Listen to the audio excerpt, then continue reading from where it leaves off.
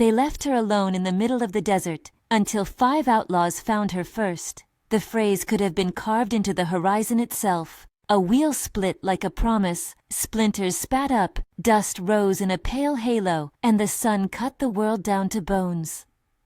Arlen Wyatt crouched beside the ruined wheel with grease on her palms and the ache of a long ache beneath it, a hollow left by a man who had taught her everything he could in a life too short. She had been steady all morning, keeping the conversation with the driver polite and quiet, watching the tumble of scrub, thinking of the deeded map in the trunk and the ledger with her father's handwriting, small, exact letters, and then the wheel had given at a sound that felt like a last word. There was no creek near enough, no clump of juniper to shade a single step. The road stretched the way the sky did, endless and indifferent. She worked her jaw around the stubborn bolt while the heat hummed above the hardpan. The iron was turned by hands that had known the strain of a plow and the strain of a rifle, hands that had taught her how to sight down a barrel and how to measure a good weld by the sound it made. Her father's voice came to her as memory, soft with the gravel of old tobacco, telling the sort of small necessary things. Never hand a gun to fear, Arlen. A gun wants steadiness. Give it that and it'll listen. The shotgun lay in the sawbuck with its oil rag wrapped around the stock like a bandage. It was a heavy, honest thing. His name was not on its side, only the faint curl of a maker's stamp and the wear of his thumb where a prayer might have worn the varnish if he had been given to prayers. She had never used it in anger, only clay pigeons, a coyote once, and the steadying private practice of a woman who learned to trust both her hands and the quiet focus of weight and sight. The stone in the ring that had belonged to her mother, a small turquoise, warmed against her palm. She turned it and the sky blinked back. The turquoise was chipped at one edge, like an old heart with a scar. She wore it as if it steadied the bone beneath it. Arlen expected trouble in ways a woman traveling alone on a hot trail expects heat. The West was merciful in some truths. The sun would rise, the wind would come, a town would appear on the map.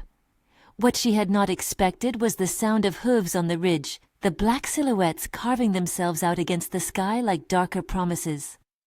5 horsemen moved along the crest with the easy, synchronized menace of men who had ridden together for long enough to read each other's breaths. They were not travelers, they were an arrival, an intent.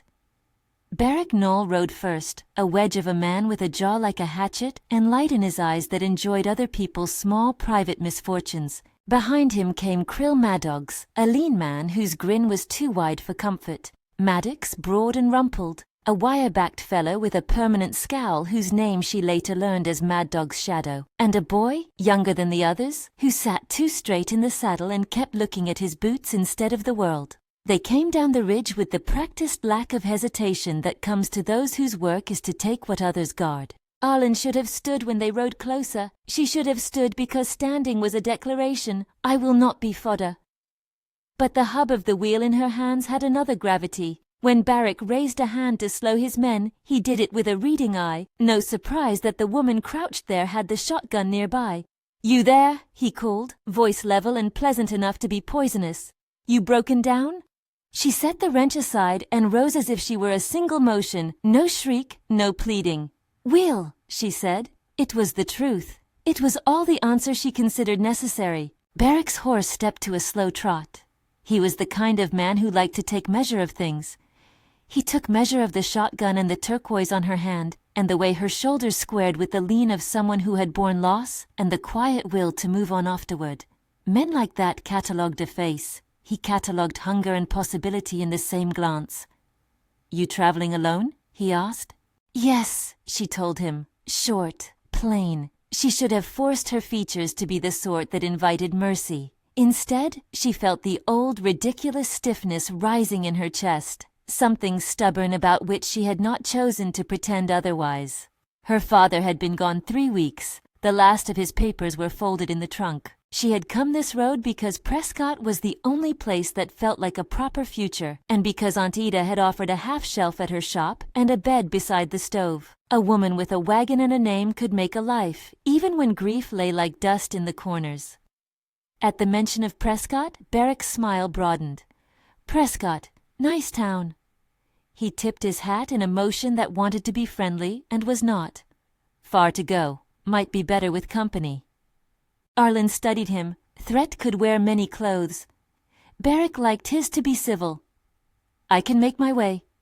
The boy in the back, Jonah, shifted in his saddle. He kept looking at Arlen the way someone looks at a wound they might be able to staunch if they were willing to get their own hands dirty. The rest of them circled, riding the sort of tight mincing arc that makes a throat tight. Krill's hand was close to his belt. Maddox breathed like a man who had stopped practicing restraint. "You got money?" Barrack asked, and the men around him moved a degree closer where the sun was not so bright and the leather made softer shadows. "No," she said. That too was true.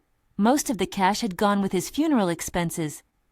She had the note in her pocket she planned to use to secure a ledger space, and enough for a room if need be, but not what might settle a man in a hurry. They liked the truth best when it held no promise. Barrack laughed without real humor. "Look here, don't make trouble." His voice tightened. "Hand over what you have. We leave you on the road, and the world forgets you." Maddox spat. Krill circled with a horse that knew how to come close without stepping on anything. The boy's knees bounced like he could not make them stop. Arlen began to understand what they wanted to do. The smile went flat off Barrack's face when he perceived that she understood. "Not today," she said. The words felt small. Her skin felt like parchment under the wind. Then they moved. The men dismounted with a careless grace, ropes easing from saddles like a second layer of intent. The tallest of them, Maddox, stooped to reach the broken tram. For a heartbeat, the movement was only to bind another wheel somehow to the axle and make a crude patch. Barrack rubbed his hands as if facing a good poker hand. The boy, Jonah, stood a pace too close, his jaw working. Arlen's hand rested against the shotgun's butt, where the stain of her father's palm remained like a faint fossil of his touch. A memory, sharp and warm, came. Her father standing in the doorway of the little house, calling her name the way he did, weighing what to press on her and what to let go. "Shoot straight, and you won't miss," he had said once, half joking, half warning, as if the two ideas walked side by side in his mind. She thought of her options. She thought of nothing else but those options until the decision was no longer a thinking thing, but an action. She stepped forward because standing inside the shadow was a different kind of honesty. "Leave him be," she said, and the men laughed. Barrack's laugh was a low thing. "You'll make this easy, or you'll make it hard." He spat a word he meant as a threat. The boy flinched as if the word struck him. It is possible to measure fear by the way it expands, the way the muscles answer it. Arlen had been given no time to sharpen her breath into cunning. She moved the way someone does when the ground has been washed by grief until there is a patience that does not expect miracles. She lifted the shotgun. The gifhag. Sound becomes a thing no longer filtered through a long anticipation, but an immediate geometry. The click of the hammer echoed like a nail. The men's laughter stuttered. Barrack's grin went thin. Krill's hand stilled. Jonah's eyes went very big. "You don't want to do this."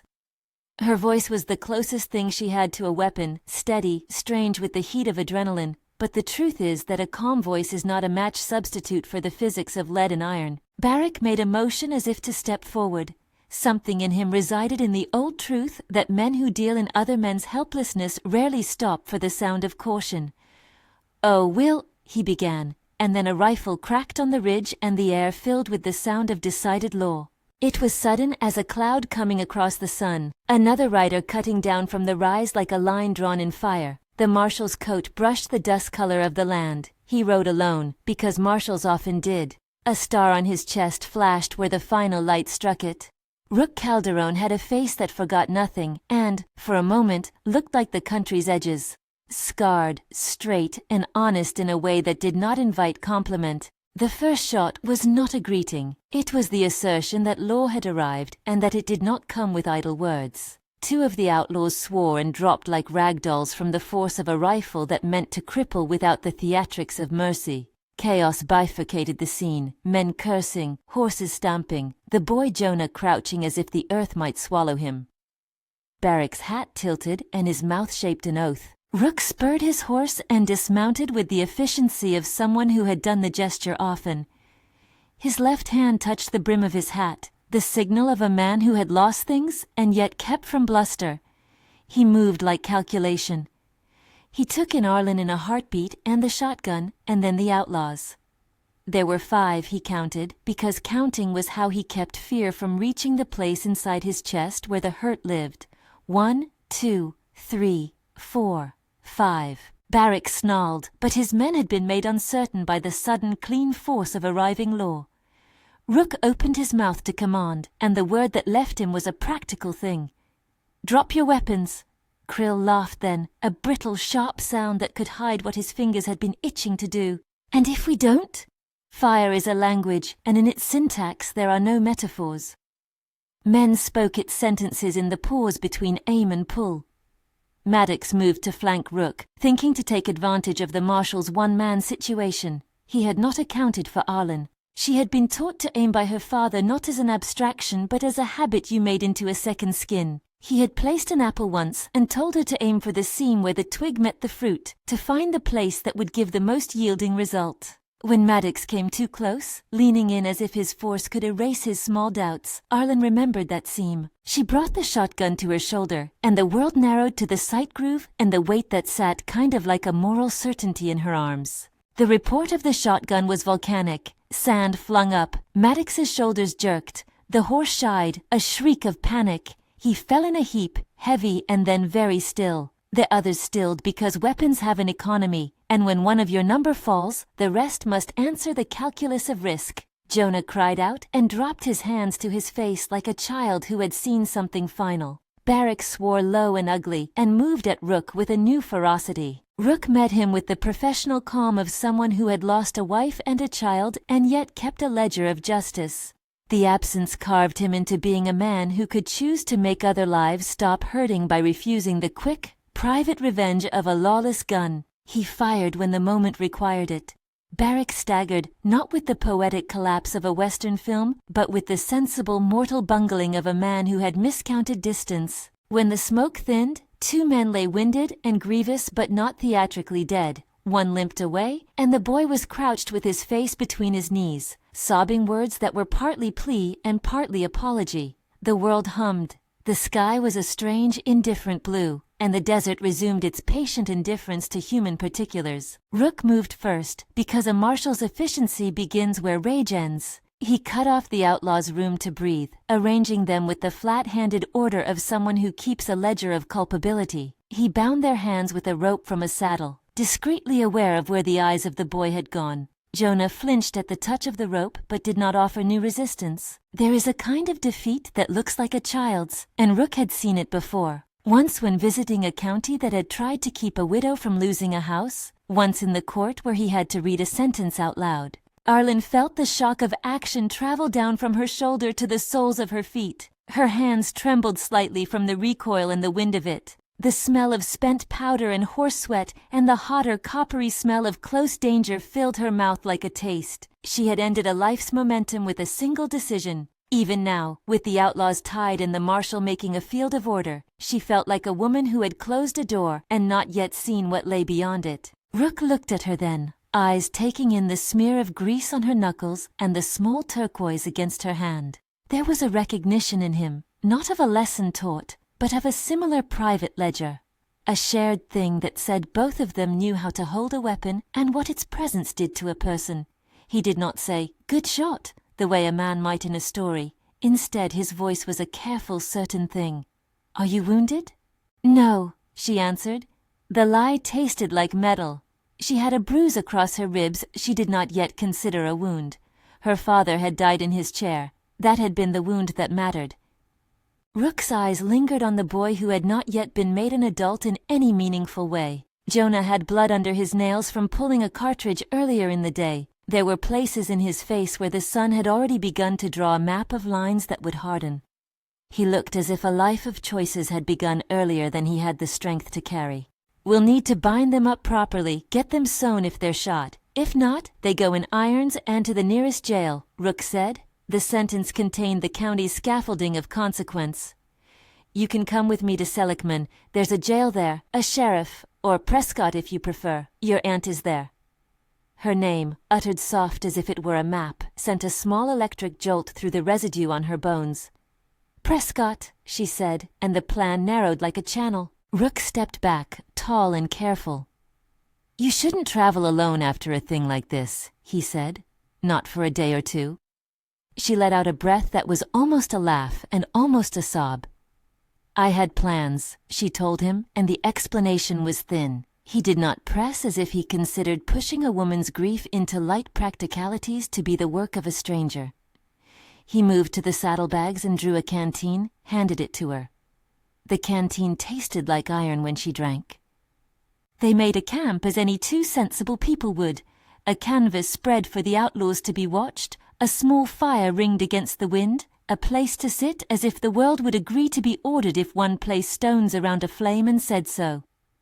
Rook tore a strip from his own coat to bind a fresh dressing on a shoulder that bled, and then, with the practical gruffness of someone who had seen too many human ends, he handed the remaining bandage to Arlen.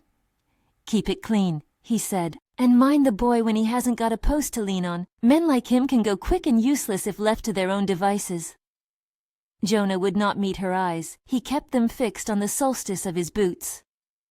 When someone eventually loosened the rope binding him enough to offer a sip of water, he took it like punishment and then like salvation. Later, when the fire had softened the night and the stars came out like grammar, he would make a small, shameful, childish confession to the space between his hands that let him be heard. For now, he was only a shape and a sound, and that was enough to produce in Arlen a tenderness she had not planned to carry. There was something about rescuing a man who had been previously doomed to ruin that felt like the necessary first step out of being someone who simply survived. Rook sat on a log across from her and watched the three figures tied beneath the arroyo moon. He had the long, patient face of a man who had been through more funerals than celebrations. The margin of his mouth held the memory of a laugh that had once been easy, before everything that could be lost had gone. He spoke then, not as an authority of law, but as a man who had come to the edges of his capacity to keep life tidy. "Name's Rook Calderon," he offered, the syllables clacking as if he had decided to reveal one small private identification. "People call me Rook." "Arlen Wyatt," she answered, "or Arlen Wyatt. Wyatt, whichever one holds the deed." He nodded. He knew names were maps of what a person had been given and what they intended to be. "You know the law enough to recognize it when it rides up," he said. "You fired." "I did," she said. "My father taught me." The way he looked at her then suggested less admiration than recognition of an heirloom. Someone else's sternness passed to a new hand. "Your father, what was his name?" "Thomas Wyatt," she said. Saying it sent the taste into her mouth again, the metallic softness of memory. Rook did not pry. He had a way of listening that did not hunt for detail. He listened to the small pauses, to the way she folded her hands over the ring with the turquoise, to the way she kept the shotgun at hand like an old friend she would rather not need. They sat, and the night breathed around them. The desert held its breath and let it go. Above their heads the stars were cold and many. At a lull, Jonah's voice came out, small and suspiciously youthful. I didn't. He bit the rest of the sentence off as if the words might be a rope with which he could hang himself. The men around him, when they heard, were not unkind in their own way. Mad dogs cursed softly and barracks spat for effect. Even when men are wrong, they will preserve a self-worth like a thing you carve away from your cowardice and keep tucked in pocket. Rook stood. He moved with the decisiveness of someone who had made choices long enough to know the weight of them. "We'll bring them in," he said. "Seligman first. There's a sheriff there, Orrin Bell. Then Prescott for you." He looked at her with a clarity that was both practical and uncertain, as if he measured the presence of possibility before committing to anything more than the immediate. "You can ride with me to the town. There's a coach in the morning if you need one further on." She hesitated only a beat. The night had given her a reprieve. What it had not given was a plan. "I'll go," she said. The decision had the taste of a small necessary permission. She felt like someone agreeing to be a passenger in a life she had been steering alone for so long, that the idea of letting another hand rest on the reins made her uneasily hopeful. Rook adjusted the rope so no one would make a sudden move in the night. He watched the boy, watched the men, watched the dark as if he could sense other things sliding out of it. Sometimes Rook thought about the wife and boy he had lost, about the small ways in which grief had set like frost on the inside of him. It made him sharp with kindliness, and sometimes made him choose restraint, because revenge had been a poor salve the last time. He had taken an oath once, and like any oath it had become part of his grammar. He believed, in the ledger that guided him, that the law could be an instrument of betterment if done with patient, steady hands. When the last of the bindings were done and the little field hospital makeshift and steady, they set watches. Arlen could not sleep. The fire's warmth was a thin skin of comfort that did not reach the places where grief sat in the ribs. She rolled the turquoise ring on her finger. The stone caught the firelight and sent back a little green glow. Her father's voice came again like a worn tool. "Hold your ground, girl. Don't let anyone write you smaller." She had held the gun because holding sometimes felt better than not holding. Now that the adrenaline waned, she felt each pulse as if it were translating herself back into a woman who could answer the phone of her own life in the morning. She had saved herself. Perhaps more accurately, she had acted because a man had taught her how to do it, and she kept his lessons like a map in a pocket. That fact threaded through to the marrow. She would not let her father's ledger be the end of his work. She would do what he could not do, take the ledger and make an account of it worth living. When dawn came, it came slow and kind, small at first, a smear on the far rim.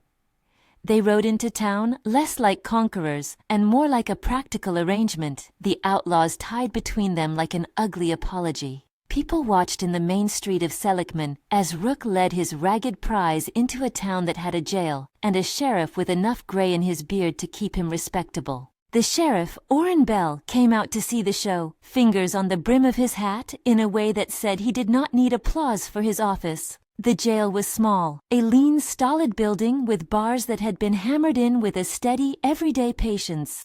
The men were unceremoniously pushed inside. Orrin took the statements. Rook gave a succinct report. Arlen sat on a bench and felt the town's eyes as if they were a temperature to be endured. There was admiration in some of them, and an ugly curiosity in others. Whispers ran like thin threads and tightened like a noose around the idea of a woman who had fired a gun and wounded a man. In some places women dared that risk and were honored for it. In others they were whispered about like a scandal in a cupboard. Rook's face softened when he saw her being measured.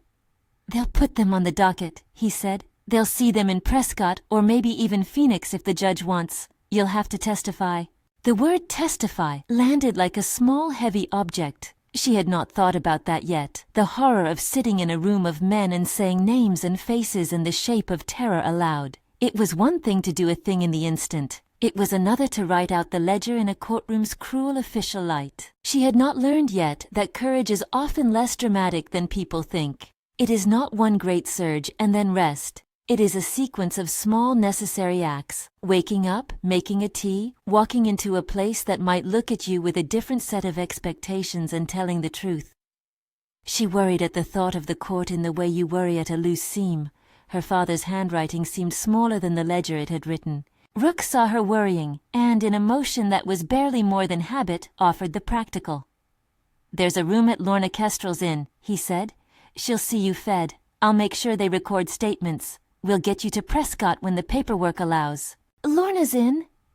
She had the faint memory of the name. Lorna Kestrel, a woman with a steady hand and a mug full of practical sympathy. The idea of a warm bed, and a woman who ran an inn like a small cathedral of order felt almost like a prayer. He gave a small, almost shy nod. "I'll walk you to it. The sheriff will keep them safe until the extradition." They walked together down the main street. The town observed them with that odd combination of interest and licitness that frontier towns had become practiced in. Children peered between shutters.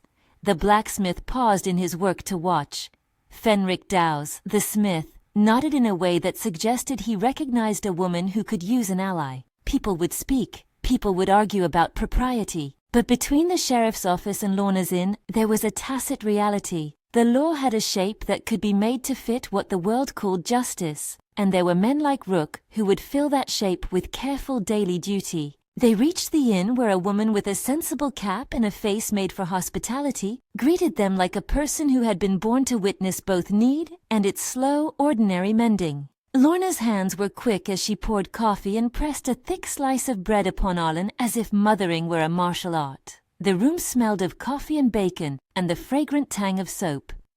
It was, for the first time since the wheel split, a small island of civility. Arlen ate until the taste of hunger left her and then let the fatigue she had held like a cord untie. Rook sat across from her, the star on his vest catching the lamp as if it had a private weather. In the soft light, he told her the spare parts of his life in the way men tell things they do not intend to fully unspool, an acknowledgement given and accepted in the economy of strangers thrown together by circumstance. He was a widow. He had lost a wife and a boy to a fever some seasons past. That loss had made him good at containing grief, so it did not tear other people's lives. He had taken the marshal's badge because law was a box he could put his mourning into, a way to turn sorrow into a useful instrument. Arlen listened and found herself offering, after a night punctuated by gunfire and rope, small confessions. "My father's ledger is in the trunk," she said, touching the ring at her finger as if the turquoise could be used as a key. "Aunt Ita wants me to come to Prescott. It seems easier if I don't have to do everything by myself." He watched her with an expression that was less pity and more careful curiosity. "Aunt Ita's a sensible woman," he said. "She keeps order." "Practical," Arlen corrected with a thin smile that tasted like the first small relief of not having to pretend to be more than she was. "She has perpetually useful advice." They shared a laugh that was more like mutual agreement than amusement, a small bridge. Outside, the town breathed its own life. There was the clop of a horse in the street. There were the small, ordinary things of a town that makes way for the extraordinary like the sun makes way for the night. Arlen felt for the first time since the wheel splintered that she might have a future that was not only a continuation of survival, but shaped like a life. Yet even as the small comforts gathered around her, something else sat as a steady weight. The outlaws waited in the town's jail with their own set of dangers. Chaos had sisters and consequences. Jonah's face kept returning to her memory, young and broken but not irredeemable. There was a way to see a person and know they could be saved, and there was a way to recognize they would pay for their crimes. The law had its own complicated ledger, and Rook held both his badge and his grief like two stones. They spoke late into the afternoon, and the small insinuations of connection, work done together, the sharing of careful food, the watching of little practical matters, were the beginnings of something softer. They did not fall in love in the theatrical sweep of a novel. They found small things to appreciate. Rook folded the map of the road with a patience that looked like courting. He offered help with the trunk, a hand for a heavy corner, the company of a man who had known what it meant to be empty-handed at the end of a life. When evening fell, they made a plan. Seligman to process the men, Prescott, for Arlen to claim steadings and a bed. Rook would ride with her as far as Seligman. He would see the legalities through, then go his way. The arrangement read like a promise written in pencil, easy to change, and yet in the way Arlen watched him lace up his boot, it seemed as if he had written something else he had not yet decided to keep. Before he left her in the inn for the night, Rook touched the rim of the turquoise ring with a thumb that was gentle and practical, as if measuring a day. "Keep it," he said. "It's good to have a small thing to remember." Arlen looked down at the turquoise and understood that he meant both them, the stone, and the small trust between them. She answered him with the same sort of small bargain.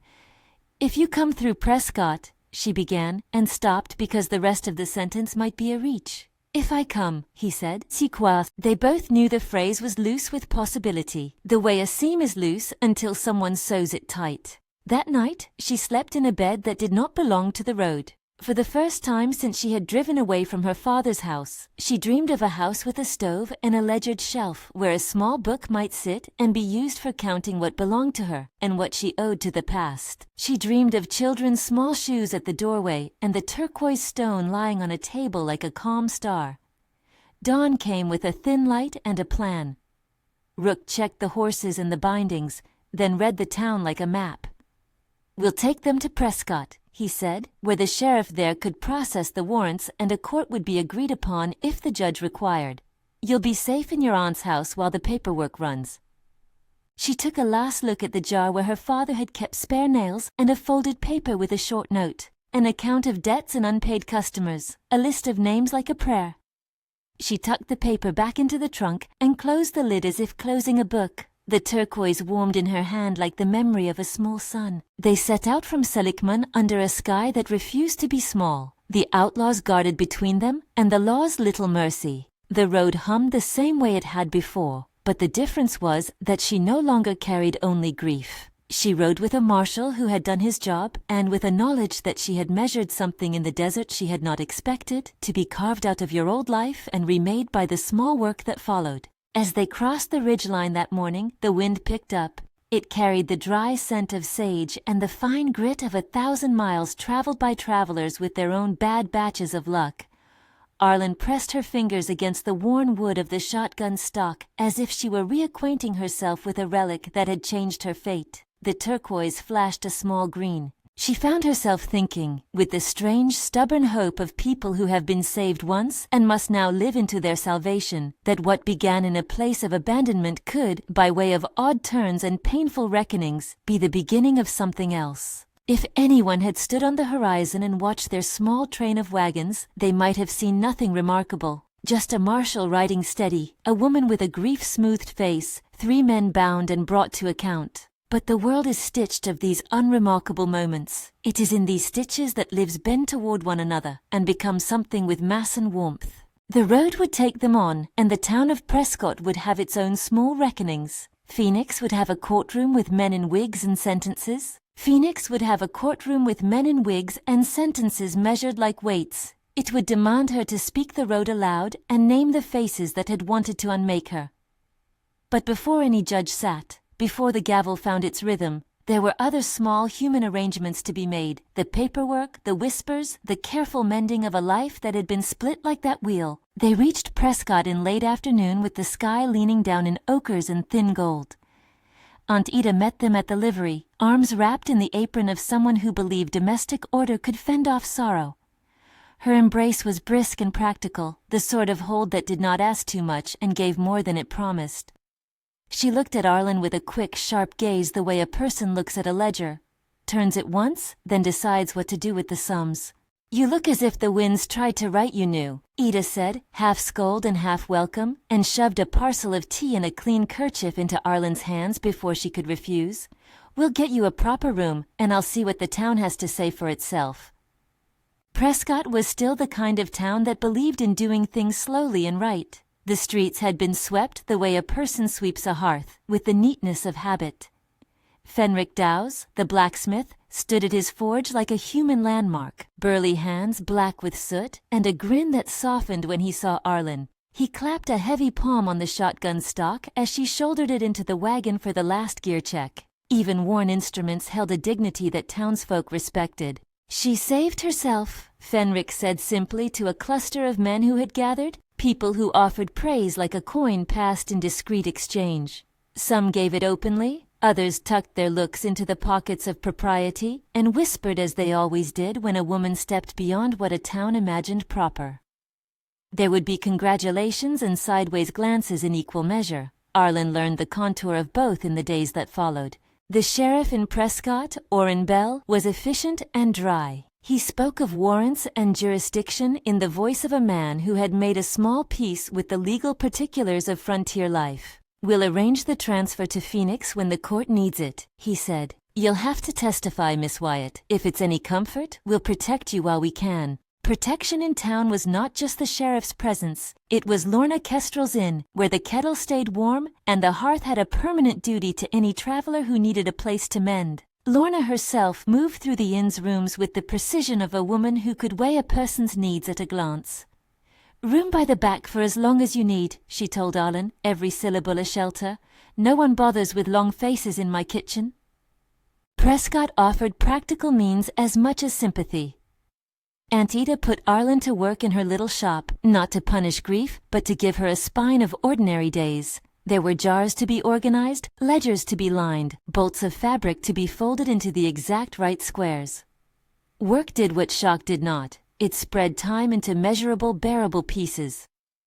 Arlen found herself counting the days in small tasks, the way her father had counted his own business receipts. Each stitch, each sold spool of thread was an act of moving forward. Rook stayed in town longer than he had first intended. He did office work for the sheriff, filed reports, and kept the outlaws in the county lockup until arrangements could be made. He walked with Arlen through chores, carrying sacks and opening doors with a rough courtesy that felt like a promise with its edges left soft. Their conversations were not grand declarations, they were small things, the way lovers sometimes begin, not by sweeping, but by being reliable in the ordinary. Once, while Arlen sewed a patch for an apron, Rook sat opposite at the table and spoke of the job's small mercies.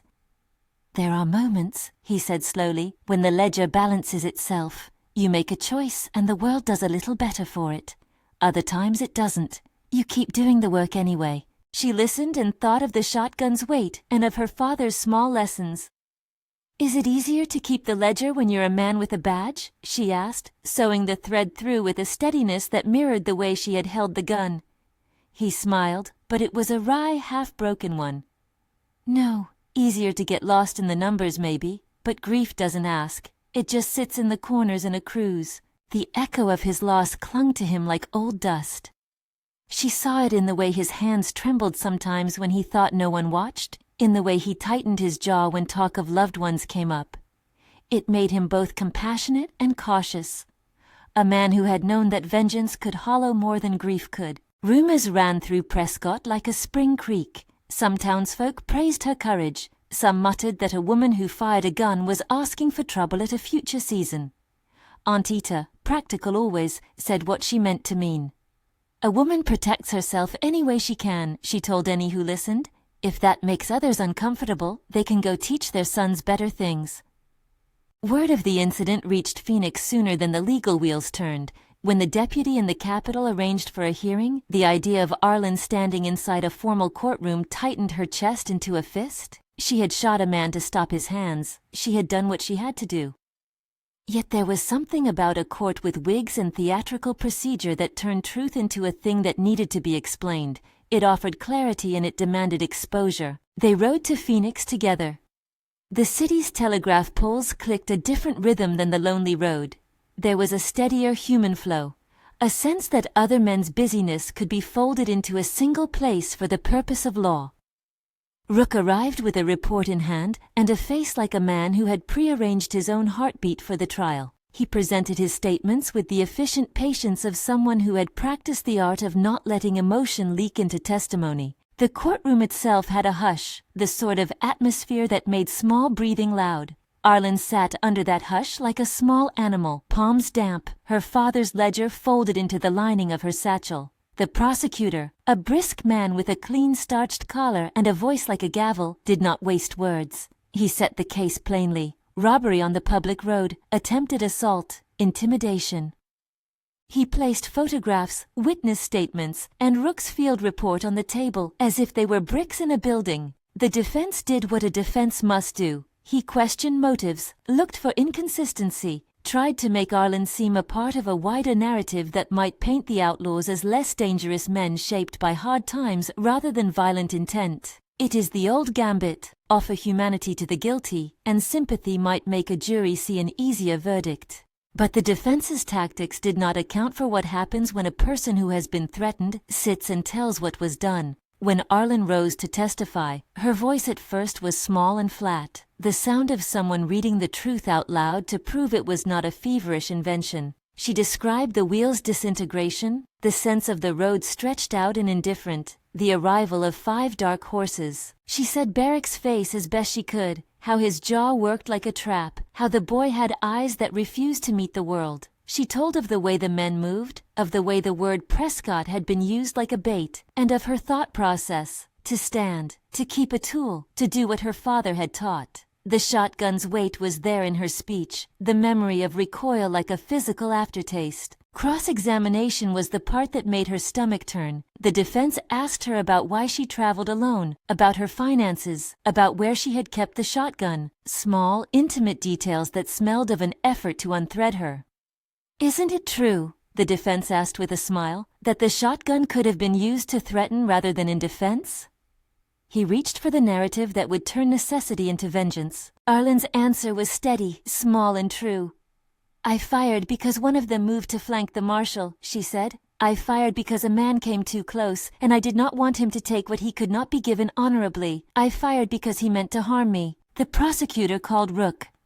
His testimony was the kind that builds on quiet facts: time of arrival, shots fired from the ridge, the fall of 2 men, the binding of the rest. There was a detail he delivered that mattered. His count, 5 men, because it gave shape to the scene in the jury's mind. He spoke with the measured cadence of a man whose inner ledger balanced between law and compassion. He told of Barak's threats and the behavior of the younger man, how Jonah had dropped his hands to his face and refused to meet the eyes of those around him. At one point, the defense lawyer tried to rattle Rook with questions about whether he had used excessive force, whether the marshal had acted out of anger. Rook's face did not flinch. "I acted with necessity," he said plainly. "I had to impede those men. I counted the risk to others. The law is not vengeance, it's the means we have to stop harm." The jury listened. Outside, the city hummed on, but in that wooden room the stakes felt like a scale. Witnesses came and went. Fenric described the shot's sound as a thing that changed the day. Lorna described Arlene's demeanor afterward. Aunt Ida sat in the gallery like a woman who could not be unknotted from her niece's fate. Jonah, for reasons that surprised some, was asked to speak. He spoke haltingly at first, voice thin and almost boyish. He did not make excuses. He did not seek to paint himself as an instrument of poverty. He said, "I didn't know how wrong it would be. I'd seen men do it before. I'm sorry." His admission did something to the air in the room, a small human note that complicated the simple tale of villain and victim. The defense tried to argue that the boy's youth merited leniency, that he had been swept up. The prosecutor answered that youth was not an excuse for violence. The judge listened, his own face weathered like a map. When the jury found the men guilty, it was not a knockout blow. It was a long, thin release. Barak received a sentence that kept him behind bars for decades, 10 to 20 years for his crimes, as the judge balanced prison terms for robbery and attempted assault. Krill and Maddox received shorter, but still long terms. Jonah's sentence was the one that made people cough in the gallery. A term of 5 years with an allowance for parole only after proof of reform labor. The verdicts were not melodramatic. They were, in the legal way, a carving of consequences. Arlen felt a strange fullness when the decision came. Not triumph, not joy, but a weight shifting into a different place. Justice had been done in the formal sense. It did not erase the night or the way hands had trembled. It did, however, provide a ledger entry with which to live. People in the courthouse looked at her differently afterward, some with warmth, some with the old small suspicion, but the balance of favor had tipped enough that she could leave the building with her shoulders a little straighter. The law did not remove the fact that Rook's life also dwelled in a certain quietness. He had done his duty, and he had done it well, but in the months that followed a different ledger came to the surface, the one that counted what a man wanted for himself. He had thought when he first strapped on the badge that it would keep his losses orderly. Instead, it had left him holding both grief and habit. Watching Arlen move through town, tending to the ledger, caring for that small turquoise ring the way other people cherish relics, had stirred something in him like cracked ice making a sound. He considered resignation in a way he might have considered a heavy tool, looking at it twice before choosing to lift it. "There's land out past Wolf Creek," he said once as they walked under an evening sky. The town's lamplight like constellations lowered close enough to touch. If we wanted to try something different?" Arlen paused. The future had been abstract, a ledger she kept close but rarely opened. "What would you do?" she asked.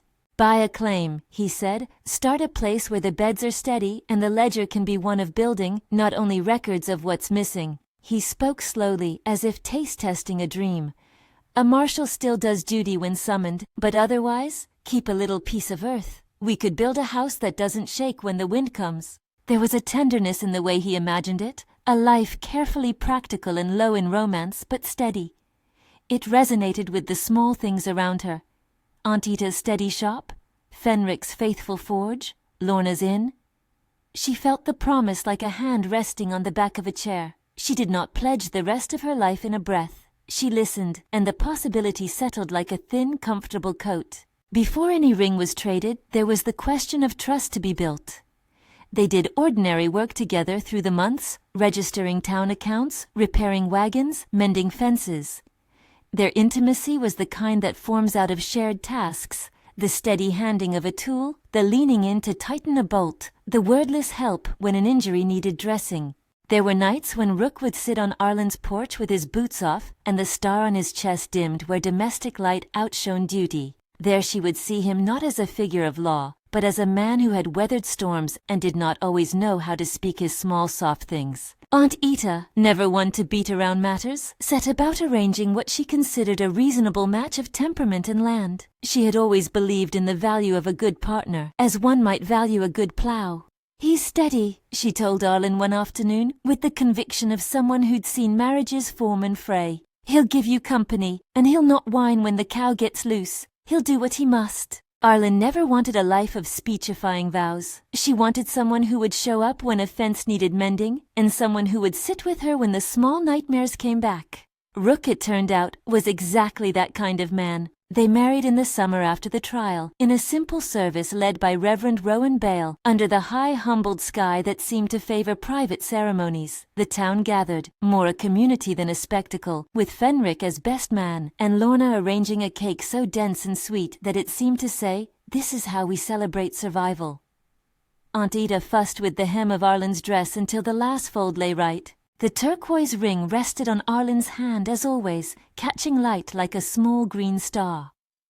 Rook did not propose in a throbbing public way. There was no dramatic speech. Instead, after the trial and the months of slow work, on a night when the town had gathered for the county fair at the Palace Saloon, the place folks called the Palace because the name made a promise they were proud to keep, he took Arlen's hand in the quiet between dances. He pulled from his pocket a small band, plain and sturdy, and asked in the plainest voice he had, "Will you keep a house with me?" It was the most eloquent thing he could have offered, language reduced to domesticness. She said yes, not because of sentiment, but because her days had grown steadier under the possibility. They were married with few words and many witnesses. It was not the end of their story, so much as the beginning of a new ledger. They settled on a parcel eastward where the land ran open and the creek ran with a voice that promised winter water and summer reprieve. Rook bought the claim with money he had saved over long months and loans that Aunt Ita helped secure, and they began building.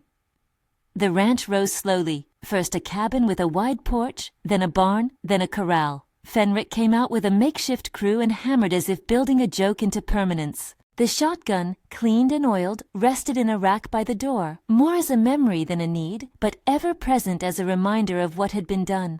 Time slid open into years. Babies came, small shoes lined the porch, laughter leaked like light through new windows. They named their first child Thomas after Arlen's father. He had the same steady eyes and a habit of finding trouble with curious delight. The turquoise ring was reset after the first birth into a simple band that sat closer to Arlen's hand. She liked the way it hummed against skin as a reassurance. It was a small family talisman that made sense when winters were long, and Rook had to ride out on a marshal's errand. He did not give up the badge entirely at once. There would be summonses where his duty called him on short terms, but he took longer stretches at home and slowly changed the balance of his life toward the ranch. Jonah's story did not end with the slam of a cell door. He served his time, and the ledger of his life was one of work and sentence. Letters came to the ranch from him at odd intervals. First awkward apologies, thin and raw. Later, notes that spoke of laboring in a prison yard and learning a trade. Rook, who had seen the boy's defeat and recognized something of the desperate edge of youth in himself when his own grief had first been raw, chose to receive those letters with a neutral courtesy. It took time for trust to be restored, but it was not broken beyond repair. When Jonah was released on parole after industrious work and a demonstrated willingness to stick to honest labor, he arrived at the ranch under Rook's measured counsel. He did not come to be welcomed like a conquering hero. He came with a posture of gratitude and fear. Rook offered him a position mending fences and tending horses. The men in town rolled their eyes at the mercy as they might at any charity, some with approval, some with suspicion. Jonah earned his keep with careful labor, and by speaking plain about the things he had seen, and in time his hands became calloused into a new story of usefulness. Arlen watched the exchange with a cautious hope. In Jonah, she saw the possibility of small salvage, that even a life started wrong could be rewoven if given the constraint of honest work and something like accountability. He sent a small turquoise bead to Arlen once, threaded into a note that said simply, "Thank you for not letting me be only what I was." She kept it in the drawer with the ledger, a tiny sign of how things could be repaired. The ranch prospered, not in miraculous leaps, but through the everyday compound interest of work. They planted rows that fed the family and trade. They traded eggs and milk at Lorna's Inn when times were tight. Fenric became a near-permanent presence, appearing when a gate needed mending or a calf needed help into the world. The children grew with dirt under their nails and a love for the wide sky that had first marked their mother's life. Years folded. News came about Arizona's slow arc toward statehood, and the ranch watched the telegraph wires click through the changes that moved nations. Rook's badge saw service now and then. He rode for a week or two to mediate a claim in another county, then came home. The badge rested sometimes on a shelf, sometimes in his pocket. It was a part of him he did not shed but folded into a larger life. Arlen's turquoise traveled through these years like a secret history. Once, when the eldest child was born, she placed the stone into a slender band that Rook had procured, setting it so that the chip that had always been there was back turned to the inside, an honesty hidden and accepted. The ring became, for her, a small ledger of survival and continuity. It was something to which she could point her hand when the children asked about the story of their mother's old road. The community matured as well. Prescott became a place where the story of the desert and the 5 outlaws was told not as a spectacle but as memory, a narrative to teach children about courage without making monsters of ordinary men. Rook and Arlen hosted meals where the sheriff sat beside the blacksmith. They were part of the civic seam that held the county together. People who once had watched with narrow eyes now gave a different kind of nod. The acceptances of neighbors who had seen the work of a family over time. There were losses along the way. Children get sick, cattle die, wages thin, grief does not disappear, it only becomes a quieter companion. Rook wrote letters to the boy he had buried years before, pouring into the paper things he had not said aloud. He never stopped keeping the memory of that loss as something that tempered his choices. It kept him gentle in the moment when power could be misused. Toward the end of the decade, a thin note arrived from Jonah that made Rook stop reading mid-paragraph. The young man had saved enough to open a small stable job in Prescott proper and had married a woman who knew how to keep a hearth. He had taken to teaching other young men a trade, his hands delivering lessons on how to hold a hammer and how to count the cost of a wrong act before it took hold. "We make our own reckonings," Jonah wrote. "It's not pretty, but it's mine." When Arizona's statehood came in 1912, the ranch was older, but alive in the way that things meant to last, take on the color of history. They celebrated quietly, neighbors brought pies, and Rook rode into town with a flag he had kept folded for years. The children, grown with small families of their own, crowded the porch and sang along to the hymns that Reverend Bale used when he came with birthday blessings. Arlen stood on the steps of their house with a little granddaughter sleeping in her arms and felt the turquoise band against her finger like a pulse. Years had a way of returning the first scenes of life to you with altered light. Once, during a day when the air hung thin and clear, she walked to the fence and took from the pocket of her apron the shotgun's oil rag. The shotgun stood in its rack, worn now at the same place where her father's thumb had once left an imprint. She cleaned the stock carefully and then set the gun back. It was no longer an instrument she might need to lift. It was an object that told the full measure of what had happened and what had been chosen afterward. The turquoise held to the ring like a small green sun. She had worn it through trials and seasons. It had seen courtrooms and weddings, births and funerals. Arlen unbuttoned the ring once more and placed it on the little hand of her granddaughter, small, warm, astonished by the weight of heritage. "Keep it," she told the child as if speaking to the echo of herself. "It's been a good stone." The grandchild's fingers closed around the band with an astonished tightness that made Arlen laugh, the sound a little rusty and wonderfully alive. Others looked on and smiled. In the creak of the porch and the distant clop of horses, there was the sense that the world had folded itself into a shape that could be recognized across generations. Rook and Arlen sat later on the porch as the sun fell in a line that made the desert look like a hymn. They had come a long way from the road where a wheel had split and meant to be the end. Their life together had been built not from a single spark, but from the careful invention of mornings, the tending of fences, the labor of hands that refused to surrender. Rook's fingers found Arlen's and rested there, the star on his old badge glinting faintly in the dusk from the place he kept it when he chose not to wear it. "You ever think about when you came across that ridge?" Arlen asked, voice low, the way questions are when they do not demand answers but sharing. He looked out at the field where the children had once chased a stray calf and then back at her. "I think about how odd it is," he said, "how thin the line is between ruin and—" He searched for a word and settled on the practical. "Home." She held the turquoise up between them. The green glowed in the light like a kept promise. "It found its way," she said. "So did we." Rook smiled then, the kind a man gives when life has been hard but warrants a soft answer. "Providence has strange ways," he murmured, not as a claim, but as a recognition that some things fall into your hands and you make them worth keeping.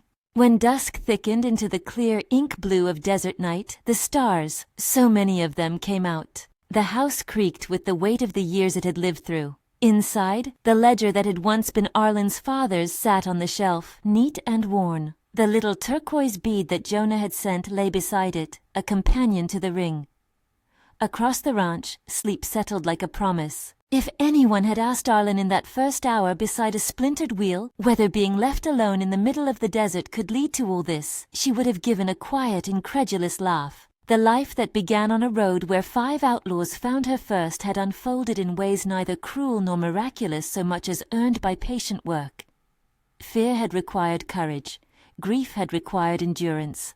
The law had required faith in a system that could fail and succeed in equal measure. Love had required the small, ongoing acts of presence. There were no tidy proclamations that the world would always favor them. Hard winters came and sometimes took things, but the ledger on the shelf bore more entries of steadiness than loss. The shotgun remained as a ledger bookend. The turquoise remained as a talisman of survival.